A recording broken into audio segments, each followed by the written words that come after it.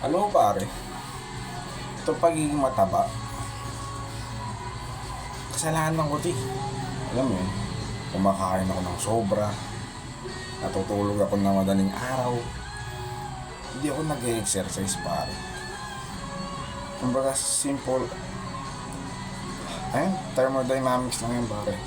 Calories in, calories out pare. Ayun, kumbaga, I am a fucking undisciplined motherfucker bro. You know what I'm saying? Kumbaga naka-autopilot lang ako. Kumbaga, everyday, naka-cycle lang yung buhay ko. Gigising, nagtitinda, kakain ng unhealthy motherfucker food. You know what I'm saying, pare? Tapos magreklamo, ba't ako mataba? Damn! Kumbaga, napaka-delusional na pag-iisip yung ganun, pare. Na hindi ko kasalanan yun ng whatsoever, bro. Diba? Kumbaga, ngayon, ay aakuin ko na. Kasalanan ko to, pare. Pero, sisimulan ko na magbago, pare. Ngayong araw, i-restore natin.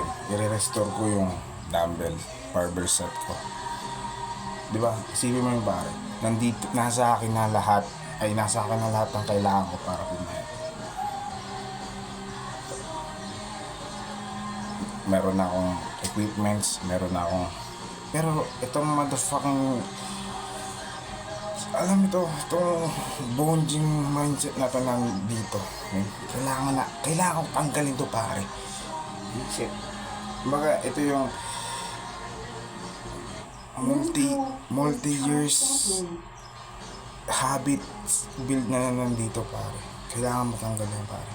Habits lang naman yun eh, na mahirap tanggalin. Pero pag pinilit mo talaga, mawala yan pare. Mawala yan sa kasi ayoko mamatay pare. Ayoko mamatay na hindi ko nakita yung pinaka-the best, pinaka-magandang shape ng katawan na ito.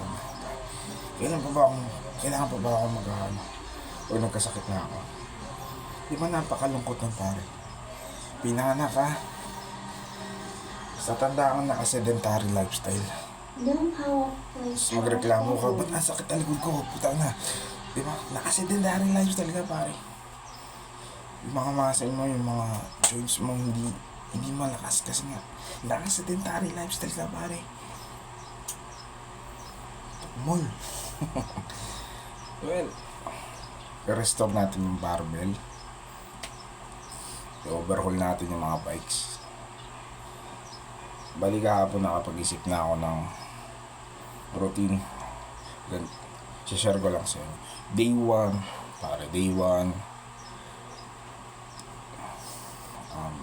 almost 50 kilometers bike training pare. Day 2, rest day para hindi tayo mabigla. Tapos day 3, full body barbell workout. Day 4, rest day ulit. Siyempre, kailangan ko mamili sa tindahan, grocery, tinda. You know what I'm saying, pare. Day, bike, rest, barbell, rest. Ito, bike ulit para magamit natin yung iba't ibang bike. 50 ulit pare, 50. Kung maganda, sana makabenta tayo ng mga bike parts para sabay na sa training. Day 6, rest day ulit. Day 7, ano ba ito? Full body dumbbell workout pare. Day 8, rest day. Then repeat sa day 1 pagdating ng siyam na araw, diba? Ang ganda nun pare, ang ganda nun. Bakit? All in rest. God damn. Sabi ko sa inyo, tutuloy-tuloy ka yan. Ngayon nasa 120 kilograms tayo pare. At a 5'6" height, pandak, syempre wala tayong magagawa dyan. Yun ang binigay sa atin. Ang kailangan na lang natin ayusin yung pera natin, ang katawan natin, yung pag-iisip natin. You know what I'm saying, pare? Estado ng buhay. Kailangan abutin. Maraming pangarap. Buti, magkiligili. God damn. Well, ganun talaga, pare. Kumbaga, naisip ko nga, yung mga meron ako ngayon, pinapangarap ko dati. Pero ngayon na nandito na, damn. I'm a ungrateful motherfucker, bro. Damn. Kumbaga, kailangan ko lang maging grateful. Kailangan ko lang maging grateful kung ano meron ako.